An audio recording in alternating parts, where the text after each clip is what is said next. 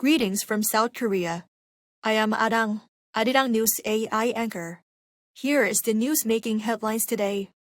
U.S. President Donald Trump has announced he will impose higher tariffs on South Korea, returning to the 25% level before the allies' trade deal. Trump posted a social media message this morning insisting that Korea's legislature is not living up to its job of implementing the Korea-U.S. trade deal reached last October. In response, the Blue House held an emergency meeting led by Policy Chief Kim Yong-bom.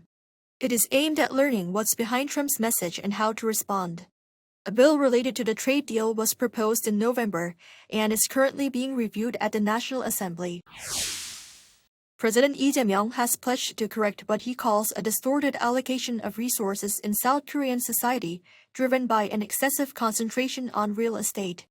Speaking at a cabinet meeting on Tuesday, Lee warned that the unchecked expansion of so-called unproductive real estate fuels asset bubbles. He has repeatedly warned that leaving speculative real estate investment unaddressed will drive up prices and deliver shocks to the domestic economy. Stressing the need to pursue relevant policies in a consistent and stable manner, the president made clear that he is not considering extending the suspension of the heavy capital gains tax on multiple homeowners. The tax suspension is set to expire on May 9.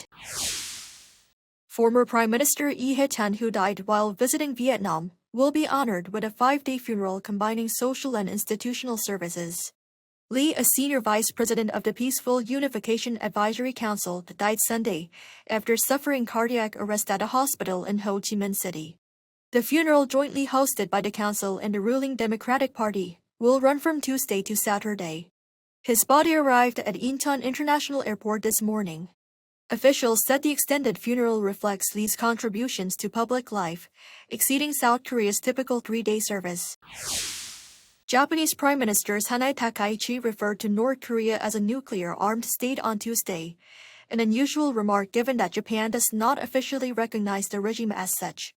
Sanai Takaichi made the comment while addressing diplomatic and security issues on a TV Asahi News program, alongside leaders of other political parties. She emphasized that Russia's invasion of Ukraine has led to closer ties between Russia and China, as well as strengthened relations between Russia and North Korea. Calling all of them nuclear-armed states, she said Japan must reinforce its diplomatic efforts as the country faces those states across its borders. U.S. President Donald Trump stated that he will dispatch White House border czar Tom Homan to Minnesota. This comes as tensions escalate following the killing of 2 people during protests against federal immigration raids. On his social media Truth Social on Monday, Trump wrote that he will be sending Homan to Minnesota, adding that he knows and likes many of the people there, and that he will report directly to Trump himself. Trump's decision to dispatch Homan follows criticism of the enforcement tactics used by Greg Bovino, the U.S. Border Patrol chief leading immigration operations in Minnesota. This comes after Alex Preddy was shot dead by a Border Patrol agent in Minneapolis the day before. That is all from me today.